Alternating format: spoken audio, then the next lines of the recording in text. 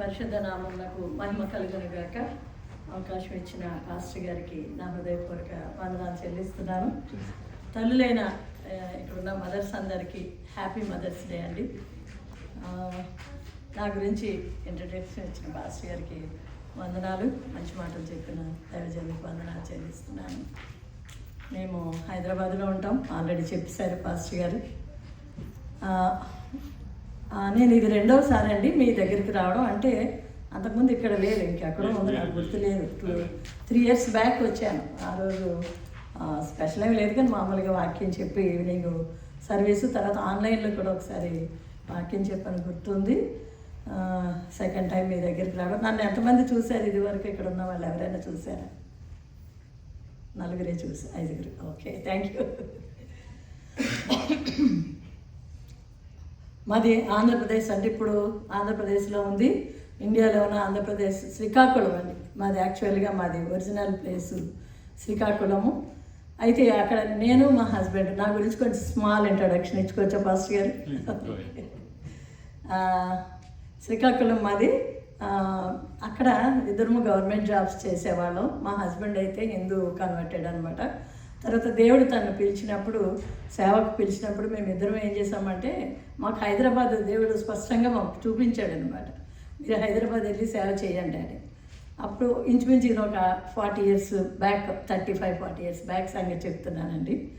అప్పుడు మేమిద్దరం కూడా జాబ్స్ రిజైన్ చేసి హైదరాబాద్ రావడానికి, అక్కడ సంఘ స్థాపన చేయడానికి దేవుడు కృప చూపించాడు. మేము ఫస్ట్ స్టార్ట్ చేసినప్పుడు అయితే నాకు 3 పిల్లలండి. మేము 3 పిల్లలం, ఇంకొక ఇద్దరం, మొత్తం 7 మేము అక్కడ సంఘాన్ని స్థాపించాము. దేవుడు అంచెలంచెలుగా అనేక కష్టాల నుండి, అన్నింటి నుండి కూడా, ఇబ్బందుల నుండి కూడా దేవుడు మమ్మల్ని తప్పించి తన హస్తాల్లో మమ్మల్ని భద్రపరిచి క్షేమాన్ని ఇచ్చి, అలాగే సుమారు 500-600 మంది సంఘాన్ని ఆత్మను రక్షించుకోవడానికి దేవుడు కృప చూపించాడు. అంతేకాకుండా కొన్ని బ్రాంచ్ సంఘాలు కూడా స్థాపించడానికి 5 బ్రాంచ్ చర్చెస్ ఉన్నాయి మాకు హైదరాబాద్లోని. అలాగా దేవుడు అంచెలంచెలుగా మమ్మల్ని, మా సేవల్ని, మా బిడ్డల్ని కూడా దీవిస్తూ వచ్చాడు. అలాగే మేము ఒక ఆర్ఫనైజ్ కూడా రన్ చేస్తూ ఉంటాం. ఇందాక పాస్టర్ గారు చెప్పారు కదా, మా హస్బెండ్ 5 సంవత్సరాల క్రితం చనిపోయారు. మే నెలలోనే చనిపోయారు. రేపు 22nd వస్తే 5 years అవుతుందన్నమాట. అప్పటి నుండి మా కొడుకు, మా లాస్ట్ ఇయర్ మీ దగ్గర ఎబెనెజర్ స్వామివేదం అని మీరు వినే ఉంటారు. మా అబ్బాయి, నాకు ఒకటే కొడుకు అండి, 2 అమ్మాయిలు, 1 అబ్బాయి. వాడు చిన్నోడు అనమాట. తను చర్చి టేకప్ చేసుకుంటున్నాడు. చిల్డ్రన్ హోమ్ని నేను చూస్తూ ఉన్నాను అనమాట. సుమారు 65 చిల్డ్రన్, ఆర్ఫన్ చిల్డ్రన్ నా దగ్గర ఉంటారు. వాళ్ళందరినీ నేనే కేర్ చేసుకుంటూ ఉంటాను. అంటే నేను ఒక రకంగా చెప్తే 3 పిల్లలకి తల్లినే కాదు, అనేక మంది ఆత్మీయ బిడ్డలు ఉన్నారు.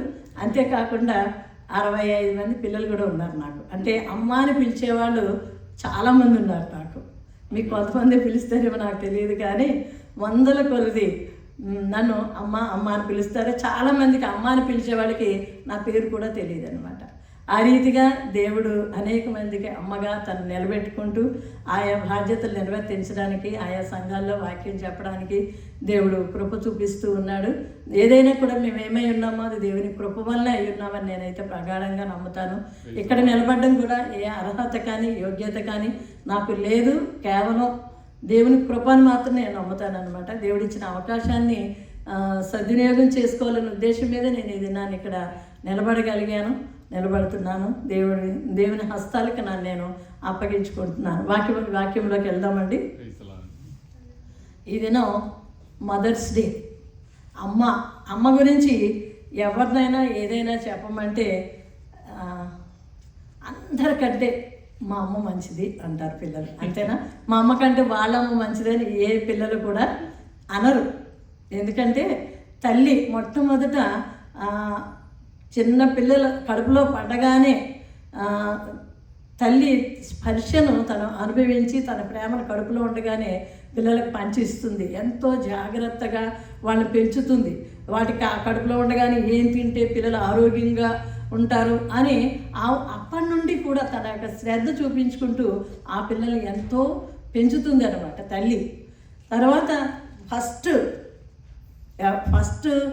అంటే మన జీవితంలో ఏదైనా అనుభవించాము అని అంటే అది తల్లి లేకుండా ఏది అనుభవించాం. ఫస్ట్ స్కూల్ అవనివ్వండి, ఫస్ట్ మనం పడుకోవడం అవనివ్వండి, ఫస్ట్ ఆడుకోవడం అవనివ్వండి, ఏదైనా కూడా తల్లి, అన్నీ కూడా తల్లి అవుతుంది మన జీవితంలో.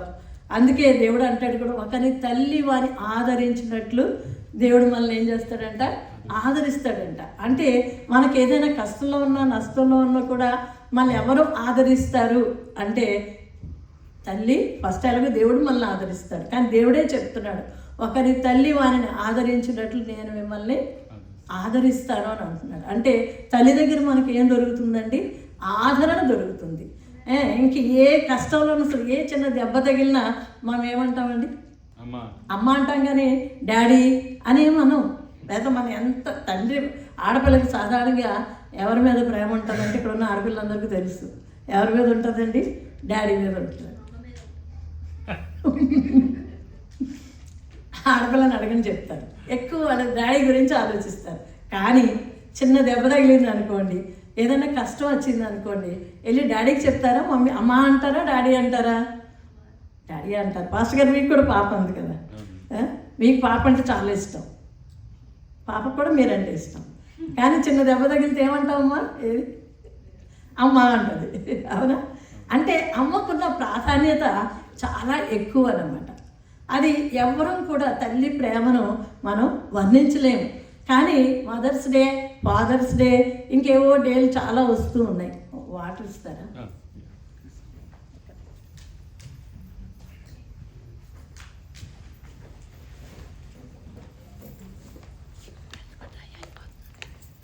సారీ అండి.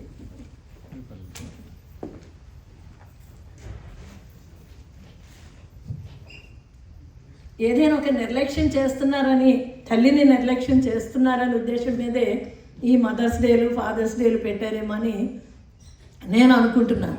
ఏదైనా నిర్లక్ష్యం చేయబడితే ఇలాగే చూడండి, చాలామంది మిగిలిన రోజులు ఎవ్వరు గుర్తు చేసుకోలేదు, కానీ ఈ దినాన్ని మదర్స్ డే కాబట్టి ఎక్కడన్నా, ఇప్పుడు మీరు అందరు కొంతమంది తెలుగు వాళ్ళు ఉన్నారు కాబట్టి ఇండియాలో అమ్మలు ఉండి ఉంటారు, అత్తలు ఉండి ఉంటారు. వాళ్ళందరికీ ఏం చేస్తారని ఫోన్ చేసి, అమ్మ happy mother's day, happy father's day. ఇక్కడ ఉన్న వాళ్ళు ఏం చేస్తారంటే అమ్మకి గిఫ్ట్స్ పట్టుకొచ్చి హ్యాపీ మదర్స్ డే అంటారు. దేవుని వాక్యం కూడా అదే చెప్తుంది, నువ్వు దీర్ఘాయుష్మంతుడు అగినట్లు నీ తండ్రిని తల్లిని సన్మానించుము. సన్మానించుము అంటే ఒకరోజు ఏదో షాల్ కప్పేయడం సాధారణంగా ఇక్కడ కాదు, కానీ అక్కడ ఇండియాలో ఎక్కువ సన్మానాలు అంటే బొక్కే, ఒక షాల్ ఇచ్చి సన్మానం చేసేస్తూ ఉంటారు. ఆ ఒక్కతోనే అయిపోతుంది. కానీ ఇక్కడ నువ్వు దీర్ఘాయుష్మంతుడిగా ఉండాలి అని అనుకుంటే నువ్వేం చేయాలి, తల్లిని తండ్రిని సన్మానించాలంటే షాలు కప్పి ఏదో పూదండ చేయమని దాని ఉద్దేశం కాదు. వాళ్ళ యొక్క అవసరాలు ఎరిగి, ఏ సమయంలో వాళ్ళకి ఏ అవసరం ఉంటుందో అది గుర్తెరిగి వాళ్ళ అవసరాలు తీర్చడమే సన్మానించడం. అంటే ఒక మాట చెప్పాలనుకుంటే తల్లిని సంతోషపెట్టడం అదే సన్మానం. తల్లిని తండ్రిని సంతోషపెట్టడమే అదే సన్మానం అవుతుంది. నువ్వు ఎలా ఉండడం, నువ్వు ఏం చేయడు, మీ తల్లిదండ్రులకు ఇష్టమో ఆ రీతిగా. తల్లి అన్నది వయసుతో సంబంధం లేదండి. చిన్నపిల్లలకి తల్లి ఉంటుంది, పెద్దవాళ్ళకి కూడా తల్లి ఉంటుంది. 60 ఏళ్ళు ఇవాళ అక్కడ మా రోజు వాళ్ళ చర్చిలోకి వెళ్తే అక్కడ అక్కడ పాస్టర్ గారు నిలబెట్టారు. 65 ఇయర్స్ గా తల్లులు ఎవరైనా ఉంటే నిలబడండి అంటే ఒక ఆమె నిలబడింది. అంటే ఆవిడకి 65 ఇయర్స్ వస్తే ఆవిడకి ఎంతమందో పిల్లలు ఉండి ఉంటారు. కానీ ఆవిడ ఆ కొడుకో కూతురో మరెవరో నాకు తెలియదు, కూతురు కొడుకో ఉన్నారు 65 ఇయర్స్ ఏజ్ ఉన్నవాళ్ళు. వాళ్ళకు కూడా తల్లి ఉంది. 65 సంవత్సరాలు వచ్చిన వాళ్ళకు కూడా ఇంకా తల్లి ఉంది. కాబట్టి అందుకే మనం ఏ వయసులో ఉన్నవాడైనా సరే తల్లిని తండ్రిని ఏం చేయాలండి, సన్మానించమని దేవుని వాక్యం చెప్తుంది అనమాట. తల్లిదండ్రులు సన్మానించడం గురించి బైబిల్లో చాలా చోట్ల చాలా రకాలుగా రాసిపెట్టుంది. అది ప్రతిసారి మదర్స్ డేకి మనం గుర్తు చేసుకుంటూనే ఉంటాం. తల్లినైనను తండ్రినైనను దూషించు అని కన్నులు లోయ కాకులు తినివేయును అంటాడు. అలాగే చాలా చోట్ల తల్లిని, తర్వాత ముదిమి యందు నీ తల్లిని నువ్వు నిర్లక్ష్యము చేయొద్దు. వాళ్ళ కాళ్ళు చేతులు ఉన్నప్పుడు, వాళ్ళు సంపాదిస్తూ ఉన్నప్పుడు, అమ్మ నువ్వంటే నాకు చాలా ఇష్టం, నేను పెద్ద అయితే అది చేస్తాను ఇది చేస్తాను అది ఇది అని అంటారు. కానీ ఒక వయసు వచ్చిన తర్వాత వాళ్ళకి ఓపికండతో తగ్గిపోతూ ఉంటుంది, ఏవి చేసుకోలేరు, నడవలేరు, కూర్చోలేరు, నిలబడలేరు. ఆ టైంలో మాత్రం విసుక్కుంటూ ఉంటారనమాట సాధారణంగా పిల్లలు. కానీ దేవుని వాక్యం ఏం చెప్తుందంటే నీ తల్లి ముదిమి యందు ఆమెను నువ్వు నిర్లక్ష్యం చేయొద్దు. ముసలాళ్ళు అయినప్పుడు కూడా వాళ్ళు మీరేం చేయకూడదండి, నిర్లక్ష్యము చేయకూడదు అని దేవుని వాక్యం చెప్తూ ఉంది. అయితే ఈ దినాన్ని నా టాపిక్ అది కాదు, సందర్భం వచ్చింది కాబట్టి మామూలుగా మదర్స్ డే కాబట్టి నేను చెప్తూ ఉన్నాను. ఎవ్వరు కూడా తల్లిదండ్రుల్ని మనం సన్మానించాలి, వాళ్ళని గౌరవించాలి, వాళ్ళకి మన ప్రేమను పంచివ్వాలి, వాళ్ళ ప్రేమను మనం అందుకోవాలి. ఇందాక మనం పాడుకున్నాం, తల్లి ప్రేమను మించింది ఏది లేదట. అన్ని సమయాల్లో కూడా తల్లి మనకి ఆదుకుంటుంది. కొన్నిసార్లు ప్రత్యక్షంగా ఉన్నప్పుడు ఆదరించగలుగుతుంది, కానీ పరోక్షంగా ఉన్నప్పుడు ఏం చేస్తుందంటే వారి కొరకు దేవుని సన్నిధిలో ప్రార్థించగలుగుతుంది. అది మాత్రం గుర్తుపెట్టుకోవాలి. ఏ తల్లి అయినా సరే, దేవుని నమ్ముకున్న విశ్వాసురాలైన ఏ తల్లి అయినా కూడా తను దగ్గరగా ఉన్నప్పుడు ప్రార్థన ద్వారా వాక్యం ద్వారా ఆదరించగలదు, కానీ దూరంగా ఉన్నప్పుడు దేవుని సన్నిధిలో దేవుని కాళ్ళు పట్టుకుంటూ ప్రభువా నా బిడ్డల్ని దీవించు అని చెప్పి దేవుని సన్నిధిలో ప్రార్థించే తల్లులు ఎంతోమంది ఉన్నారు. ప్రార్థించే తల్లులు ఉండబట్టే ఈ దినాన్ని మనం ఈ విధంగా ఉండగలుగుతున్నాం. నా జీవితంలో నేను చూసినట్లయితే మా కుటుంబంలో, మా తల్లిగారి కుటుంబంలో మేము 10 మంది. మా నాన్నగారు పాస్టర్ గారు, చాలా విలేజ్ చిన్న చర్చ్ పాస్టర్ గారు అనమాట. కానీ దేవుడు ఎంత అభివృద్ధి చేశాడంటే నేను మాటలతో చెప్పలేను. మా 10 మందిని కూడా 10 రకాలుగా 10 చోట్ల అన్ని చాలా మినిస్ట్రీస్కి ఫౌండర్ అండ్ ప్రెసిడెంట్లుగా మా కుటుంబంలో చాలామందిని దేవుడు తన సేవలో నిలబెట్టుకున్నాడు. మీరు చెప్తే నమ్మరు, కానీ మా కుటుంబంలోనే కనీసం 20-25 మంది పాస్టర్స్ ఉన్నారన్నమాట. దాన్ని మేము గొప్ప ధన్యతగా భావిస్తాం. వాళ్ళు సేవ చేయడమే కాక వాళ్ళ ద్వారా కొన్ని సంఘాలు 30, 35, 40 ఇంకా 50 చర్చెస్ కూడా మా ఫ్యామిలీ మెంబర్స్ వాళ్ళ కలిగి ఉన్నారనమాట. అంటే దేవుడు ఎందుకు చెప్తున్నానంటే, మా తల్లిదండ్రులు చనిపోతే మేము అనుకున్నాం మా కోసం ప్రార్థించే వాళ్ళు ఎవరు ఉంటారు, వీళ్ళు ప్రార్థించారు కాబట్టి మా కుటుంబం ఎంతగా దీవించబడింది. అయ్యో వీళ్ళు చనిపోయారు, మా కోసం ఎవరు ప్రార్థిస్తారు అని అనుకుని మేము బాధపడ్డాం అనమాట. అంటే ఎందుకు చెప్తున్నానంటే, తల్లిదండ్రుల ప్రార్థన కుటుంబానికి గొప్ప ఆశీర్వాదకరంగా ఉంటుంది. అది గుర్తుపెట్టుకొని ఎవరైనా ఇక్కడున్న యవనస్తులు ఎవరైనా సరే తల్లిని తండ్రిని సన్మానించండి. అంటే వారికి లోబడండి, వారు చెప్పిన మాట వినండి, వారి ప్రేమను గుర్తిరగండి. తల్లిదండ్రులు ఎలాగో ప్రేమను పంచుతారు. ఒక స్టోరీ ఈ మధ్యన మొన్న ఎక్కడో చదివాను అన్నమాట. పాస్టర్ గారు నాకు ఎంత టైం ఇచ్చారు మీరు? నేను అడగలేదు. ఓకే, అయితే పర్లేదు. ఒక చోట చదివాను, ఒక ఆయన అంటే బాగా పెరిగాడట తల్లి దగ్గర. బాగా అల్లారు ముదిగా లేక కొడుకు కలిగితే పెంచిందట తల్లి. పెళ్ళైపోతే తెలుసు కదండి, అత్త కొడలకు పడదు. అందుకని ఏమందంట, తల్లిని తీసుకెళ్ళి అక్కడ ఉండడానికి వీల్లేదు, ఉంటే నేనన్నా ఉండాలి, మీ అమ్మాయినా ఉండాలి అని అంటే ఎలాగూ భార్యని కాదనలేడు. అందుకని తల్లిని తీసుకెళ్ళి ఒక అడవిలో వదిలేశాడట. అడవిలో ఒక చోట వదిలేసి తన ఇష్టం లేదు అయినా మరి భార్య కొరకు వదిలేసి వెళ్ళిపోయాడట. అక్కడ అడవిలో చాలా ఎవ్వరూ లేరు కానీ భార్య మాట కాదనిలోకి వెళ్ళిపోయిన తర్వాత ఒక 3 రోజులు పోయాక మళ్ళీ బాధ అనిపించిందంట. మారు వేషంలో వెళ్ళాడంట. అమ్మ ఏం చేస్తుందో చూద్దాం అని చెప్పి పాప 3 రోజుల తర్వాత అమ్మ అక్కడే కూర్చుని ఉంది. తిండి లేవు, తిప్పలో లేవు, ఏమీ లేవు, చాలా నీరసించిపోయిందట. మారువేషంలో వెళ్ళాడు కదా, వెళ్ళి ఎవరినట్టు వేరే వాళ్ళు ఎవరు మాట్లాడుతున్నట్టు, అమ్మ మీరెవరు ఏంటి అని అడిగితే నేను పలానా వాళ్ళ కొడుకు తల్లిని అని చెప్పిందట. చెప్తే అయితే మాది అదే ఊరమ్మ, పక్క ఊరిలో ఉంటాం మేము, ఆ రోడ్డు మీదగానే వెళ్తాను, ఆ ఊరి మీదగానే వెళ్తాను, మీ అబ్బాయికి ఏదన్నా కబురు చెప్పమంటావా అని అడిగితే ఆ తల్లి అందంట, బాబు ఈ అడవి చూస్తే పాములు ఇంకా క్రూర మృగాలు ఉండేటట్టుగా కనబడుతుంది ఈ అడవి. అయితే నన్ను వదిలేసి 3 రోజుల క్రితం తను వెనక్కి వెళ్ళిపోయాడు, క్షేమంగా వెళ్ళాడో లేదో నాకు భయంగా ఉంది, అది కనుక్కొని చెప్పు బాబు నాకు చాలు అందట. అంటే తల్లి అయ్యో నన్ను ఇక్కడ వదిలేశాడు అని తను ఏం బాధపడలేదు. దేని కోరుకుంటుంది తను? తన కొడుకు క్షేమంగా, దారిలో ఏమన్నా పాములు పట్టేసేయేమో లేకపోతే ఏమన్నా క్రూర మృగం తినేసిందేమో అని ఆలోచనే తల్లికి ఉంది. కానీ అయ్యో నా కొడుకు నన్ను వదిలేశాడని బాధ కానీ మాత్రం పడినట్టుగా ఆమె మాటల్లో లేదు. ఇది కథ మాత్రమేనండి, నిజంగా జరిగిందని నేను అంటలేదు, ఎవరో చెప్తుంటే విన్నాను అన్నమాట. అంటే తల్లి ప్రేమ అంత విలువైనది, అంత లోతైనది. అది దేవుని తర్వాత లోకంలో ఎవరన్నా మనల్ని ప్రేమించారు అంటే అది తల్లి మాత్రమే. తర్వాత తండ్రి వస్తాడు. తల్లి కంటే ముందు తండ్రి అయితే రారు. కన్నదైనా మనల్ని పోషిస్తుందైనా మనల్ని ఆదరిస్తుందైనా కూడా దేవుని తర్వాత ఎక్కువగా మనల్ని ప్రేమించేది తల్లి మాత్రమే. అది గుర్తుపెట్టుకోండి మీరందరూ. అయితే ఈ దినాన్ని బైబిల్లో ఒక తల్లి గురించి మీకు పరిచయం చేయాలని ఆశపడుతూ ఉన్నాను. ఆ తల్లి ఏం చేసింది అన్నది ఈ దినాన్ని మీతో పంచుకుంటూ ఉంటాను. సాధారణంగా మనం తల్లులుగా మన పిల్లల యోగక్షేమాలు మనం కోరుకుంటూ ఉంటాం. భయంకరమైన రోజుల్లో మనం ఉంటున్నాం. మన పిల్లలు బయటికి వెళ్తే ఏమైపోతారంటే ఇది యాక్సిడెంట్లు అయిపోతారని కాదండి, ఎక్కడ చెడు స్నేహాలు పడతారో, చెడు అలవాట్లకు లోనవుతారో అని ఎప్పుడూ కూడా ప్రతి తల్లి వరి అవుతూనే ఉంటుంది. అంటే ఈ సమాజం అలాగా ఉంది. మీ దేశం అంటే నాకు పెద్దగా తెలియదు, కానీ ఏ తల్లిని కదపండి, ఎక్కడ కదపండి, పిల్లలు ఎలా ఉన్నారు అని ఒక మాట అడిగితే వాళ్ళు ఎంతోమంది అయ్యో మా పిల్లలు ఎలా ఉన్నారు,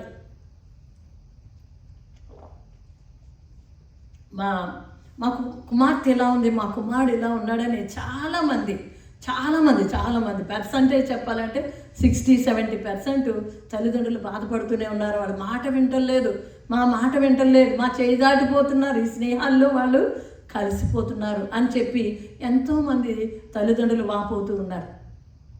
కానీ వాళ్ళ ముందు నుండి కూడా దేవుని ఎడల భయభక్తుల్లో మనం పెంచుతూ ఉంటే బాలుడు నడవలసిన త్రోవను వానికి నేర్పము, పెద్దవాడైనప్పుడు వాడు దాని నుండి తొలగిపోవడానికి చిన్నతనము నుండే, బాల్యము నుండే, ఊహ తెలిసినప్పటి నుండే కూడా దేవుని వాక్యములో మనం వాళ్ళని పెంచగలిగితే వాళ్ళు బలవంతుని చేతిలో బాణాలుగా వాళ్ళు తయారవుతారు. అలాగా ఒక బలవంతుని చేతిలో ఒక బాణాన్ని అప్పగించిన ఒక తల్లి గురించి ఈ దినాన్ని మీకు పరిచయం చేయాలని కోరుకుంటున్నాను.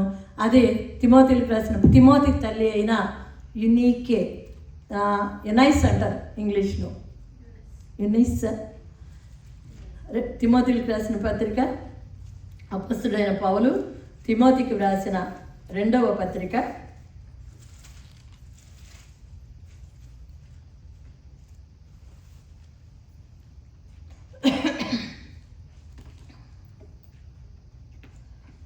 1వ అధ్యాయము 3-5 వచనాలండి. నన్ను చదవమంటారా?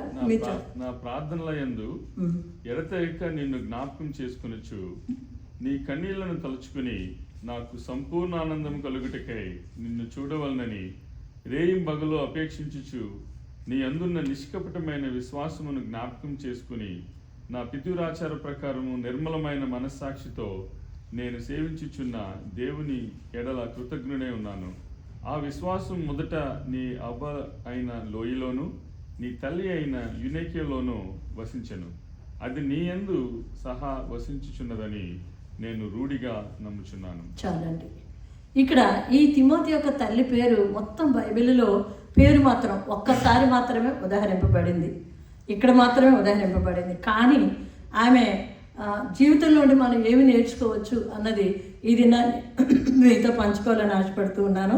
ఇక్కడ చూడండి, యునీకేలో ఇక్కడ మొట్టమొదటి అక్కడ చెప్తున్నాడు చూడండి, 5వ వచనంలో నీ అందున్న నిష్కపటమైన విశ్వాసమును జ్ఞాపకము చేసుకొని నా పితృాచార ప్రకారము నిర్మలమైన మనస్సాక్షితో నేను సేవించుచున్న దేవుని ఎడల కృతజ్ఞుడనై ఉన్నాను.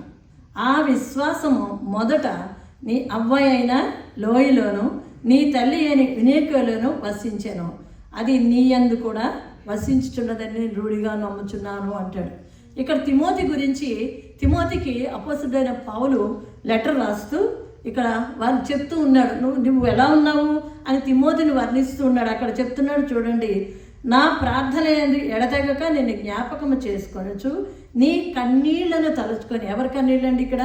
తిమోతి యొక్క కన్నీళ్లను తలుచుకొని నాకు సంపూర్ణ ఆనందము కలుగుటకై నిన్ను చూడవల్లని రేయింబగళ్ళు అపేక్షించుచు నీ అందున్న నిష్కపటమైన విశ్వాసమును జ్ఞాపకము చేసుకొని. అక్కడ నిష్కపటమైన విశ్వాసాన్ని ఎవరు కలిగి ఉన్నారండి? తిమోతి కలిగి ఉన్నాడు. నిష్కపటమైన విశ్వాసం. అది ఎవరికి కలిగి ఉందో చూడండి. ఆ కింద 2 లైన్లు వదిలేస్తే, ఆ విశ్వాసము మొదట నీ అవ్వ అయిన లోయలోను నీ తల్లి అయిన యునికేలోను వసించేను. అంటే యునికేకి ఏ రకమైన విశ్వాసం ఉందండి? నిష్కపటమైన విశ్వాసం. విశ్వాసంలో ఎన్ని రకాలు ఉంటాయండి? ఎన్ని రకాలు ఉన్నాయండి? విశ్వాసము నిష్కపటమైన విశ్వాసం అంటే కపటం లేని విశ్వాసం. అంటే నేను ఈ విశ్వాసంలో రకాలు చెప్తాను. నాకు తెలిసినవి. విశ్వాసం అంటే ఏంటంటే మన జీవితంలో ఏదో ఒక మేలు కలుగుతుందంటే, ఒక జాబ్ వస్తుందంటే, లేదంటే ఏదన్నా ఒక జబ్బు తగ్గుతుందంటే, లేదా ఏదో మనకు ఒక లాభం కలుగుతుంది అనుకుంటే, దేవా నువ్వే తప్పించి నువ్వు నాకు దిక్కెవరు లేరు, అది లేరు ఇది లేరు, ఇది నిన్నే నమ్ముతున్నానయ్యా, నిన్నే ఆశ్రయిస్తున్నానయ్యా అని చెప్పి మనం ఏం చేస్తామంటే, నీ మీదే విశ్వాసం వస్తున్నాను, నువ్వే నమ్మదగిన వాడు అని రకరకాల పదాలు, మనకి ఎన్ని పదాలు ఉంటాయో అన్ని బట్టి వాడతాం. అది విశ్వాసం.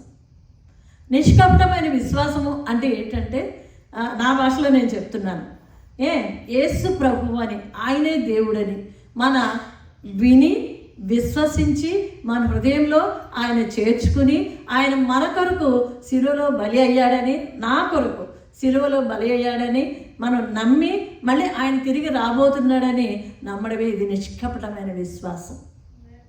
ఈ లోక సంబంధమైన వేటి కొరకు ఆయన మీద మనం నమ్మకం ఉంచకుండా పర సంబంధమైన ఆలోచనలతో మనం ఆయన్ని దేవుడిగా మనం విశ్వసించడమే అదే నిష్కపటమైన విశ్వాసం. అంటే ఈ యునికేలో మొట్టమొదట ఉన్న లక్షణం ఏంటంటే, ఆమె నుండి మనం నేర్చుకోవాల్సింది ఏంటంటే, నిష్కపటమైన విశ్వాసాన్ని మనం కలిగి ఉండాలి. నిష్కపటమైన విశ్వాసాన్ని మనం కలిగి ఉంటే పిల్లలు ఏం చేస్తారండి? అదే ఫాలో అయిపోతుంటారు. సాధారణంగా family is the primary institution అంటారు. సాధారణంగా మన పిల్లల్ని పెంచేటప్పుడు వాళ్ళు ఎప్పుడు కూడా మనం ఏం చెప్పక్కర్లేదు. ఇంచుమించు 5-6 ఇయర్స్ వచ్చే వరకు కూడా మనం ఏమీ చెప్పక్కర్లేదు. ఎందుకంటే వాళ్ళు అన్నీ కూడా గమనిస్తూ ఉంటారనమాట. గమనిస్తూ ఉంటారు, ఏం చేస్తారు అని గమనిస్తూ ఉంటారనమాట. గమనిస్తూ మనం ఏం చెప్పకుండానే మనం ప్రార్థన చేస్తే కళ్ళు మూసుకొని చెప్పక్కర్లేకుండానే వాళ్ళే కళ్ళు మూసుకుంటారు. మనం మోకరించి ప్రార్థన చేస్తే వాళ్ళు మోకరిస్తారు. మనం నిలబడి ప్రార్థన చేస్తే నిలబడి ప్రార్థన చేస్తారు. మనం పాటలు పాడితే వాళ్ళు పాటలు పాడతారు. మనం చప్పట్లు కొడితే వాళ్ళు ఇలాగా పిల్లలన్నీ కూడా మన దగ్గర నుండి తల్లి దగ్గర నుండి పిల్లలు నేర్చుకుంటారు. అలాగా ఈ నిష్కపటమైన విశ్వాసాన్ని యునికే కలిగి ఉంది కాబట్టి తిమోతికి కూడా ఆ విశ్వాసం వచ్చిందని తన భక్తుడైన పౌలు చెప్తూ ఉన్నాడు. వాళ్ళలో ఇంకెవరిలోండి వచ్చిందట? యునికే కూడా ఎవరిలోండి వచ్చింది? లోయి వాళ్ళ అమ్మమ్మకున్న విశ్వాసం తల్లికి వచ్చింది. తల్లికున్న విశ్వాసం ఎవరికి వచ్చింది? కుమారులోకి వచ్చింది. నీ తరతరాల్ని నేను దీవిస్తానని దేవుడు వాగ్దానం చేసిన దేవుడు. అలాగే అమ్మమ్మకి విశ్వాసాన్ని అనుగ్రహించాడు. అమ్మమ్మ కుమార్తె దేవుల్లో పెరగగలిగింది. ఆ కుమారుడు కూడా దేవుల్లో పెరగగలిగాడు. ఆమె ఎలాంటి విశ్వాసాన్ని కలిగి ఉందండి? నిష్కపటమైన విశ్వాసాన్ని కలిగి ఉన్నది. ఇంకొక క్యారెక్టర్ ఆమె నుండి మనం నేర్చుకుందామండి. నిర్మలమైన మనస్సాక్షి.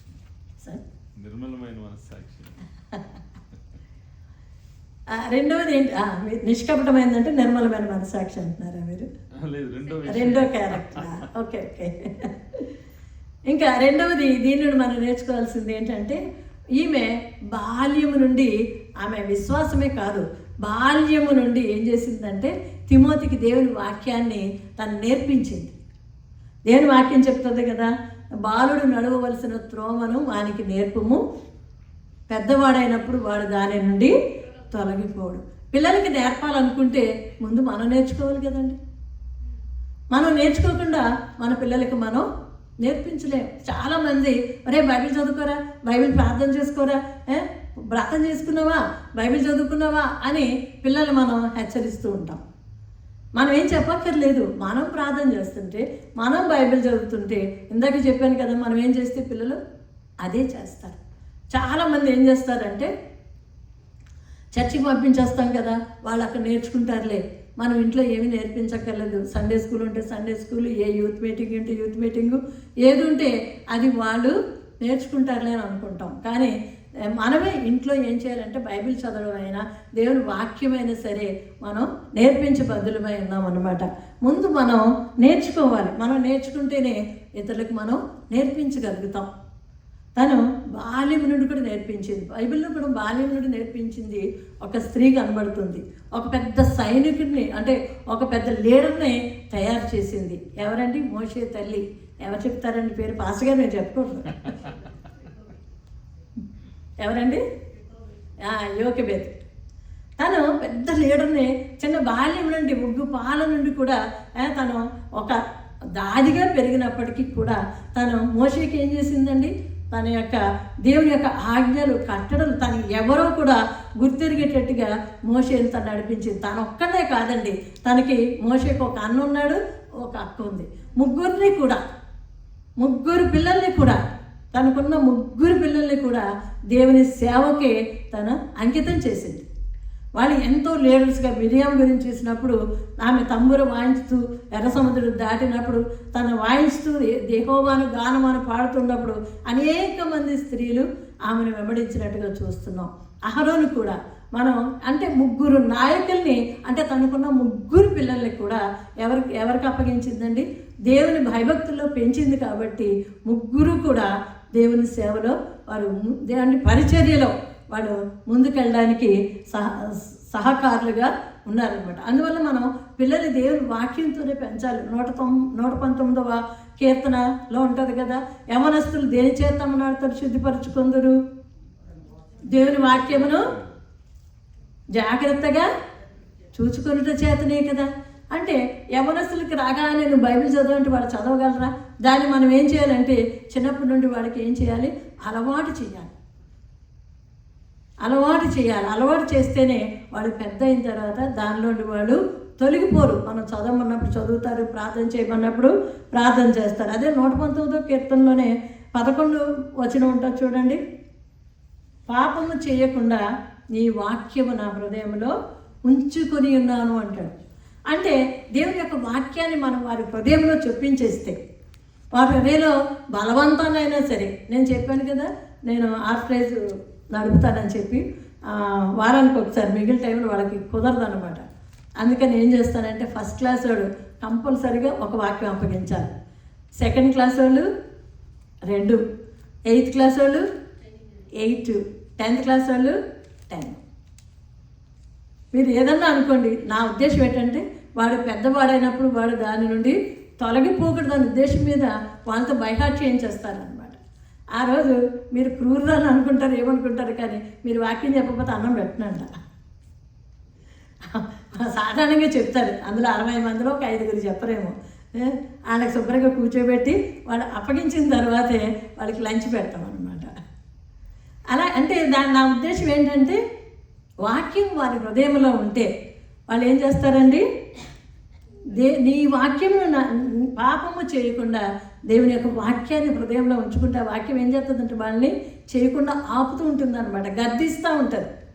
పాపం అంటే ఏదో దొంగతనం అని అర్హత్య కాదండి. అబద్ధం ఆడడం కూడా పాపమే కదా. అబద్ధములు ఆడేవారిని కూడా నరకంలో వేసేస్తాను అన్నాడు ప్రకటన గ్రంథంలో. లిస్టులో అబద్ధికులందరూ అంటాడు ఆ పక్కన కదా. అలాగా దేవుని వాక్యాన్ని వారి హృదయాల్లో మన బలవంతాన్నైనా సరే, వాళ్ళకి ఇష్టం లేకపోయినా సరే, మనం వారి హృదయంలో మనం ఉంచగలిగితే వారి పాపం జోలికి వాళ్ళు వెళ్లకుండా ఉంటారన్నమాట. అక్కడ ద్వితీయోపదేశకాండంలో 6వ అధ్యాయం చూడండి, 6-7 వచనం చదువుకుందాం.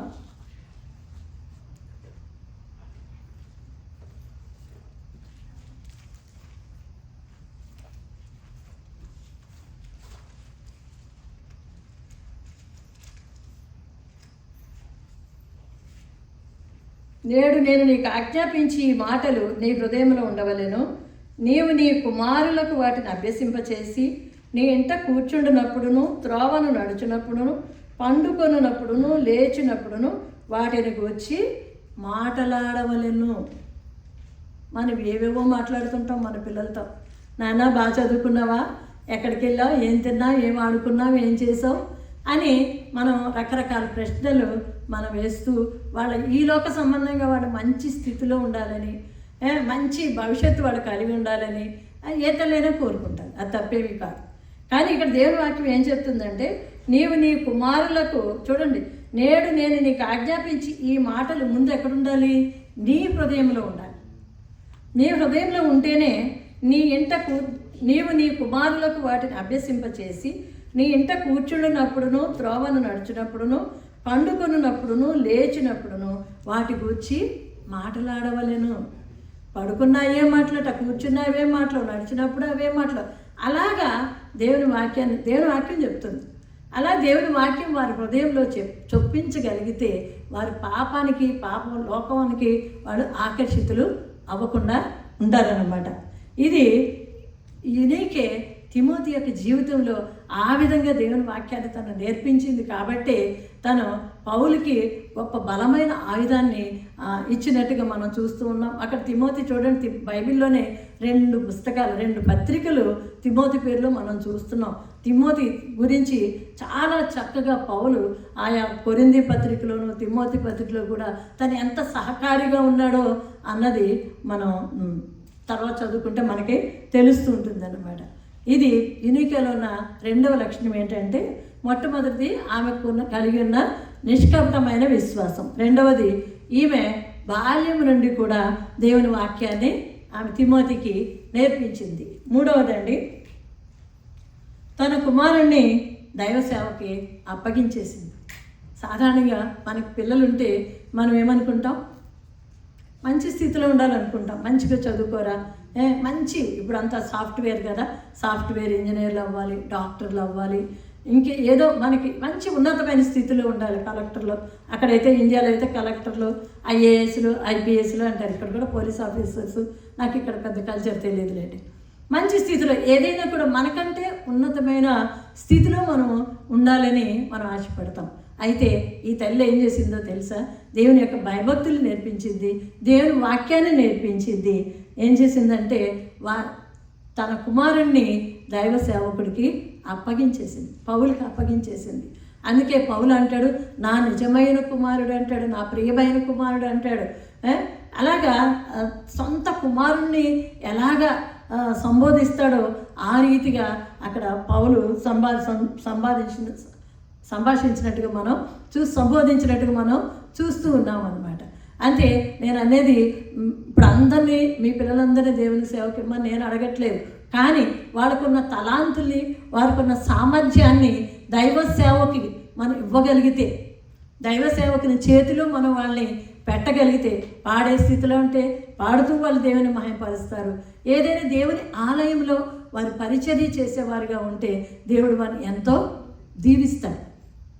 దేవుని సేవే మనం ముఖ్యమై ఉండాలి. అంటే దేవుని కొరకు మనం వాడబడాలి. ఎందుకు వచ్చాము ఈ లోకంలోనికి? మనం ఎందుకు వచ్చాము అంటే ఎవరు ఏమి చెప్పలేము. దేవుడు ఏమంటాడు, తల్లి గర్భములోనే నేను నిన్ను రూపించుకున్నాను, నియమింపబడిన దినములలో ఒకటైనా కాకముందే నా దినములన్నీ నీ గ్రంథములో లిఖితములాయను అంటాడు. అంటే మన పుట్టుక, మన చావు, మనం చేయవలసినవి ఇవన్నీ కూడా దేవుడు ఎప్పుడూ మనం పుట్టకముందే, నియమింపబడిన దినములలో ఒక్కటి కూడా కాకముందే తల్లి గర్భములోనే దేవుడు మనల్ని ఏర్పరచుకున్నాడు. ఈ లోకంలోనికి మనం పంపాడు. ఒక ప్లాన్, ఒక ప్రణాళిక మన జీవితంలో నిర్ణయించి ఆయన భూమి మీదకి పంపాడు. కానీ ఆ ప్రణాళికలో మన పిల్లలు మనం ఇమ్మడగలిగితే మన పిల్లలు కూడా ఇమ్మడగలుగుతారు. మొత్తం కూడా మన టార్గెట్, ఎందుకంటే మన భూమి మీద ఎవరమండి? యాత్రికులము, పరదేశులం. పాటలు మాత్రమే మనం పాడడం కూడా కాదు, భూమి మీద చెప్పుకోవడమే కాదు, కానీ మనం ఉన్న స్థితి కూడా ఆ రీతిగానే ఉండాలి. మేము ఉన్నాం, ఇక్కడ ఉన్నంతకాలం మనం బ్రతకక తప్పదు, ఉండక తప్పదు. కానీ మనం ఎప్పటికైనా ఎక్కడికి వెళ్ళిపోవాలి? దేవుని దగ్గరికి. మనం ఎక్కడి నుండి వచ్చామో అక్కడికే వెళ్ళిపోవాలి. కాబట్టి మన గురి ఎప్పుడు కూడా అటువైపే ఉండాలి. మన ఈ లోకంలో యాత్రికులము, పరదేశులం అని మనం గుర్తుపెట్టుకుంటూ మన గురి ఎప్పుడు కూడా దేవుని మీదకి, ఆ రాజ్యం మీదకి, ఆ రాజ్యంలోకి ఎంతమందిని మనం సంపాదించగలము, ఎవరికి ఏ విధంగా దేవుని వాక్యాన్ని ప్రకటించి ఆయన కొరకు సంపాదించగలమో అదొక్కటి మాత్రమే మన గురిగా మనం కలిగి ఉండాలి. లోకంలో ఎంత ఆస్తి, ఎన్ని మేడలు మిద్దెలు మనం సంపాదించుకున్నా ఏవి మనకి ఎంట రావని తెలుసు. దేవుడు ఒక్కటే అడుగుతాడు మనల్ని, ఒకే ఒక్క ప్రశ్న అడుగుతాడు, నువ్వు వచ్చావు బిడ్డ, నువ్వు ఎంతమందిని తెచ్చావు అని అడుగుతాడు. అంతేనా? ఇంకేమన్నా అడుగుతాడా? ఇంకేం అడగడానికి నేను అనుకుంటున్నాను. నువ్వు ఎన్నిసార్లు చర్చికి వెళ్ళావు, ఎంత దశంభాగం ఇచ్చావు, ఎంతమంది కానుకలు ఇచ్చావు, ఎంత మినిస్ట్రీకి నువ్వు సపోర్ట్ చేసావు, ఇవేమీ అడగడు. నువ్వు ఎంతమందిని నా కొరకు నువ్వు సంపాదించావు. అదే మన గురి అయి ఉండాలి. ఎప్పుడు కూడా అదే మన ఆకాంక్ష అయి ఉండాలి. ఒక తిమోతిని తను పెంచగలిగితే తిమోతి అనేక మందికి ఆశీర్వాదకరంగా ఉన్నట్టుగా మనం చూస్తూ ఉన్నాం. అనేక మందిని వేల కొలది, వందల కొలది ఆత్మల తిమోతి సంపాదించినట్లుగా మనం బైబిల్ గ్రంథంలో మనం నేర్చుకోగలుగుతున్నాం. అందువల్ల మన పిల్లల్ని దేవుని సేవలో వాడబడేటట్టుగా మనం ప్రోత్సహించండి. ప్రతి ఒక్కరూ ప్రయోజకుడే అని ఒక బుక్ ఆ మధ్య నేను చదివాను అనమాట. ప్రతి ఒక్కరికి దేవుడు ఏదో ఒక తలాంతు ఇస్తాడు. ప్రార్థించే తలాంతు, పాడే తలాంతు, ఇంకా పరిచర్య చేసే తలాంతు, దైవజనికి సహకారిగా ఉండే తలాంతులు దేవుడు ఇస్తాడు. మీ పిల్లలు దైవజనికి అప్పగించినప్పుడు ఆయన వాళ్ళలో ఉన్న వాటిని గుర్తెరిగి వాళ్ళు దేనికి ఉపయోగపడతారన్నది ఆ రీతిగా వాళ్ళు మరుస్తారు. దేవుని సేవలో వాళ్ళు వాడబడతారు. అలాగా ఇక్కడ యూనిక్ ఏం చేసిందంటే ఒక దైవ సేవకునికి పౌలుకి తిమోతిని అప్పగించిందండి. మన పిల్లలు మనం అప్పగించగలుగుతున్నాము? అమ్మో మా పిల్లల దేవుని చర్చిలో పని ఉందంటే, అంటే మీ సంగతి నాకు తెలియదు, మామూలుగా మాట్లాడుతున్నా. అమ్మో చర్చికా వద్దులేరా, అక్కడికేం వెళ్తావు అని అంటారు. కొంతమంది తల్లిదండ్రులు అయితే చర్చ్ కంటే చాలా హ్యాపీగా పిల్లల్ని పంపిస్తారు. ఎందుకంటే బయటకు వెళ్తే బయట స్నేహాలతో పిల్లలు తిరిగి పాడైపోతారు. చర్చిలో ఉంటేనే దైవ సేవకంతో ఉంటారు. అక్కడున్న సమూహంతో కాసేపు ఆడుకున్నా, కాసేపు సహవాసంలోనూ దేవుని వాక్యంలోనూ ఎదుగుతారు అనే ఉద్దేశం మీద పిల్లల్ని దేవుని దగ్గరికి, దేవుని సహవాసంలోకి పంపండి. ప్రతి ప్రేయర్ మీటింగ్కి పంపండి. చాలామంది ఇక్కడ నాకు తెలియదు కానీ మన దేశంలో మాదంటే బాగోదు కదా, నువ్వు ఉండరా మేము వెళ్ళొస్తాంలే. ప్రేయర్ మీటింగ్ అయితే గృహ కూడికలైనా, ఉపవాస ప్రార్థనలైనా, ఆన్లైన్ ప్రేయర్స్, ఏ ప్రేయర్స్ అయినా సరే నువ్వు ఉండమ్మా మేము వెళ్ళొస్తాం అని అంటూ ఉంటారు. కాదు, ప్రతి మీటింగ్కి, ప్రతి కార్యక్రమానికి, దేవునికి సంబంధించిన ప్రతి దానికి కూడా మన పిల్లలు మన వెంట తీసుకెళ్ళాలి. ఎందుకంటే వాళ్ళు నేర్చుకుంటారు. అక్కడ పరిచర్య, వాళ్ళతో సహవాసం కలిగి ఉంటారు. అక్కడ పరిచర్యలు బిడ్డలు వాళ్ళు వాడబడుతూ ఉంటారు. అందువల్ల మన పిల్లల్ని దేవుని సేవకు సమర్పించుకోవాలి. చూడండి, మన బైబిల్లో కూడా హన్నా అని ఒక స్త్రీ ఉంది, మనకందరికి తెలుసు. తన గర్భంలో ఉన్నప్పుడు నువ్వు నాకు కుమారుని దయచేసిన యెడల నీ సేవకు ఇస్తానంది. పాలు విడిచే వరకు ఉంచుకుంది. చిన్నపిల్లవాడని చూడకుండా తీసుకెళ్ళి ఎక్కడిచ్చిందండి? దైవజనుడికి తను అప్పగించింది. ఎంత బలంగా వాడబడ్డాడో సమూయేలు మనకు తెలుసు. చాలా దేవునికి ప్రవక్తగా, గొప్ప ప్రవక్త, మామూలు చిన్న ప్రవక్త కూడా కాదు, చాలా గొప్ప ప్రవక్తగా, అనేక మంది రాజుల్ని అభిషేకించే ప్రవక్తగా దేవుడు తన్ని అక్కడ వాడుకున్నాడు. మన పిల్లల్ని దేవునికి అప్పగిస్తే వాళ్ళు ఉన్నతమైన స్థితిలో దేవుడు వారిని పెడతాడు. చూడండి, నేను పిల్లలను పెంచి పెద్దవారిగా చేశాను అంటాడు. మనం పెద్దవాడిగా మనం చేయొచ్చు, కానీ వారిని గొప్పవారిగా చేసేది మన చేతుల్లో లేదు. కానీ ఎక్కడి నుండి హెచ్చు కలగదు. ఒక చోట ఉత్తరం నుండి అయినను, దక్షిణం నుండి అయినను, తూర్పు నుండి అయినా హెచ్చు కలగదు. కానీ కరుణించు దేవుని వల్లే కలుగుతుంది అని దేవుని వాక్యంలో ఉంది. ఆ దేవుని చేతుల్లో మనం పిల్లల్ని పెట్టగలిగితే కరుణించే దేవుడు, కటాక్షించే దేవుడు, కృప చూపించే దేవుడు మన పిల్లలు మనం అనుకోకుండానే ఉన్నతమైన స్థితిలో దేవుడు మన పిల్లల్ని పెడతాడు. ఎప్పుడండి? మనం ఆయన చేతులకి మన బిడ్డల్ని మనం అప్పగించినప్పుడు మన పిల్లల్ని ఆయన దీవిస్తాడు. అలాగే మనం ఆయన పట్టించుకోవద్దని కదా ఇందాక చెప్పాను కదా, వాళ్ళు దేవుని యొక్క వాక్యములో పెంచుతూ దేవుని సేవకుల దగ్గర, దేవుని పరిచర్యలో వాళ్ళని మనం నిలబెట్టగలిగితే, ప్రియుడా నీ ఆత్మ వర్ధిల్లుచున్న ప్రకారము నువ్వు అన్ని విషయాల్లో వర్ధిల్లుతామని దేవుని వాక్యం చెప్తుంది. మనం దేవులో ఎంత దగ్గరగా అవుతామో అన్ని విషయాల్లో కూడా దేవుడు ఉన్నతమైన స్థితిలో మనం అడగకుండానే దేవుడు అన్నీ ఇచ్చేస్తాడు. ఆయన రాజ్యమును నీతిని మొదట వెతుకుడి, అప్పుడు అవన్నీ మీకు అనుగ్రహింపబడతా అన్న రీతిగా ఆయన మొట్టమొదటి వెతికి ఆయన మనం ముందు పెట్టుకున్నట్లయితే దేవుడు మనకి ఉన్నతమైన స్థితిని మన బిడ్డలకి, మనం అడగకుండా మనకి ఏం కావాలో మనకు తెలుసు. మన పిల్లలకి ఏం కావాలో మనకు తెలిసి వాళ్ళు అడగకుండానే మనం అన్నీ ఇస్తూ ఉంటాం. ఇస్తామా? ఇవ్వండి, ఇస్తాం కదా. అలాంటిది పరలోకపు తండ్రి కూడా అంతకంటే ఎక్కువ ఇస్తాడు. మన దగ్గర లిమిటేషన్సే ఉంటాయి. మన దగ్గర మనకు సామర్థ్యాన్ని బట్టే మనం మన పిల్లలకి ఇవ్వగలం. కానీ పరలోకపు తండ్రి దగ్గర ఎంతో ఉంది, లేనిదంటూ ఏది లేదు కాబట్టి ఆయన సమస్తాన్ని ఇవ్వగలడు. కానీ మొట్టమొదటిగా మనం చేయవలసింది ఏంటండి? ఆయన రాజ్యాన్ని, నీతిని మొదట వెతకండి. ఇంకా 4వ లక్షణం, 4వ చెప్పి నేను ముగించేస్తానండి. ఈమె మంచి సాక్ష్యాన్ని పొందుకుంది. ఏ విధమైన సాక్ష్యాన్ని పొందుకుంది అని అంటే, ఈయనకే జీవితాన్ని మనం చూసినట్లయితే చూడండి, అపొస్తలుల కార్యాలు 16వ అధ్యాయంలో ఉంటుంది, 2వ వచనం అనుకుంటాను. యునికే అనే మాటకు అర్థం ఏంటంటే జయశాలి, జయించింది అని అర్థం అనమాట. జయించింది అని అర్థం. అయితే ఆమె గురించి ఒక తిమోతి గురించి చెప్తూ 16వ అపొస్తలుల కార్యాలు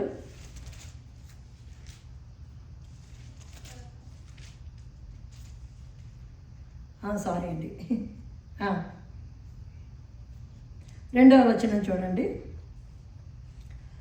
మొదటి 2 నేను చదువుతాను. పౌలు దెర్బేకును లుస్త్రకును వచ్చాను. అక్కడ తిమోతి అని ఒక శిష్యుడు ఉండేను.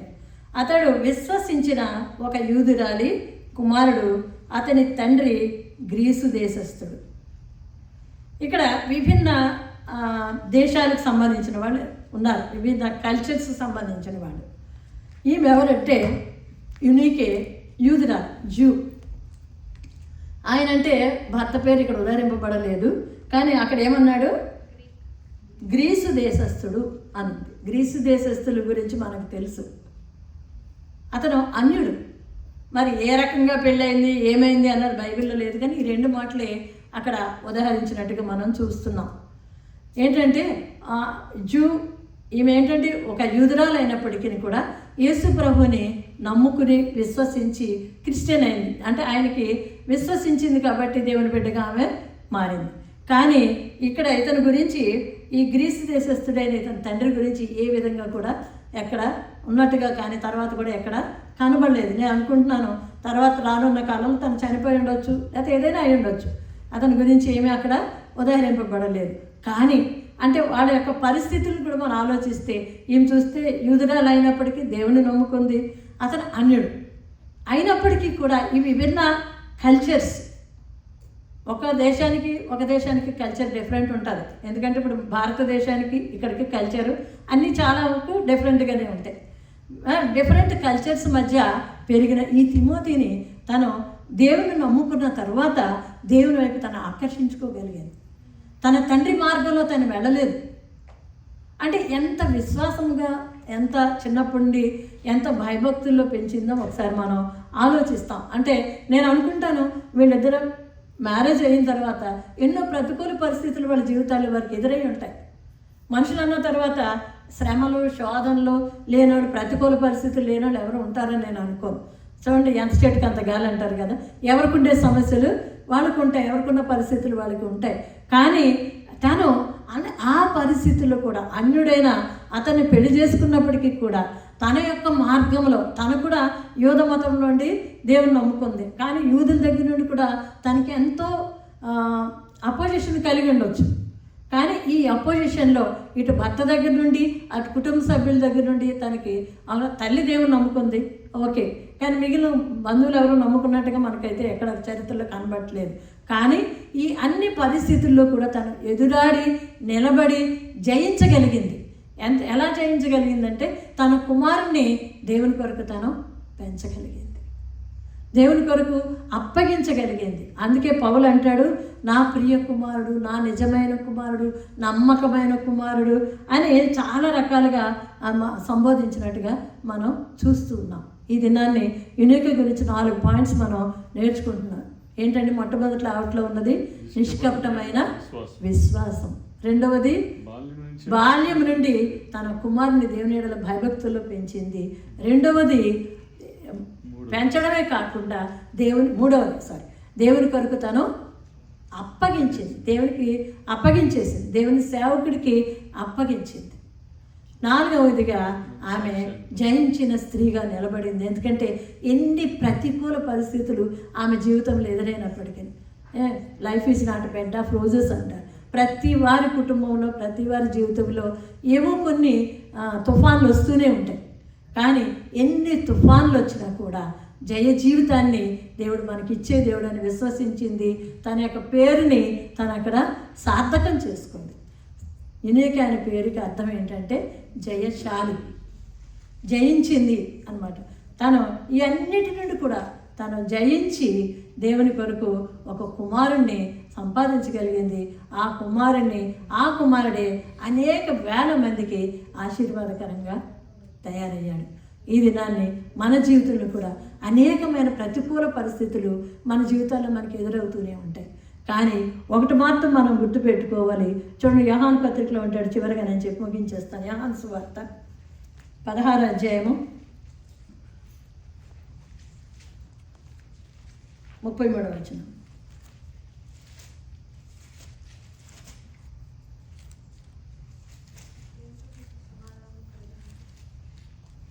నా యందు మీకు సమాధానము కలుగునట్లు ఈ మాటలు మీతో చెప్పుచున్నాను.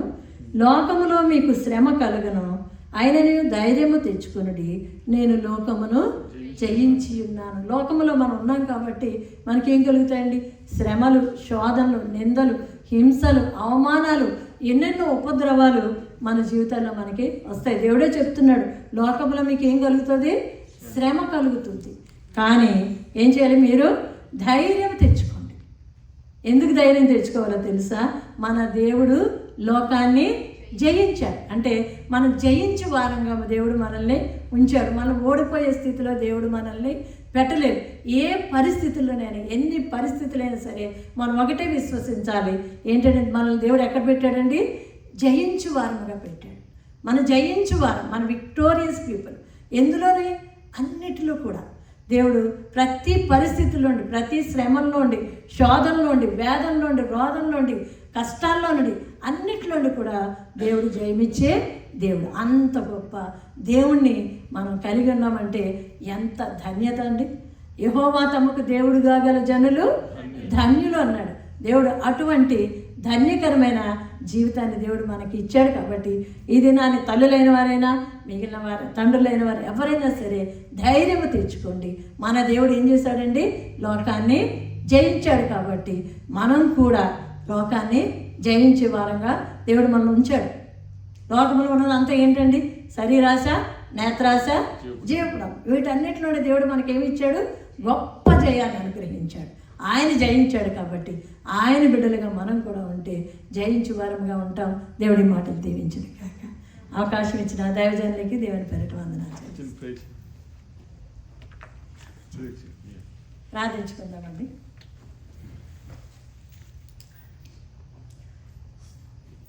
సర్వశక్తి మిక్కిలి కృప కలిగిన మా తండ్రి, మహోన్నతుడైన మా ప్రభువా, నీకే కోటాను కోట్ల స్తుతులు, స్తోత్రాలు, వందనాలు చెల్లిస్తున్నాం మా తండ్రి.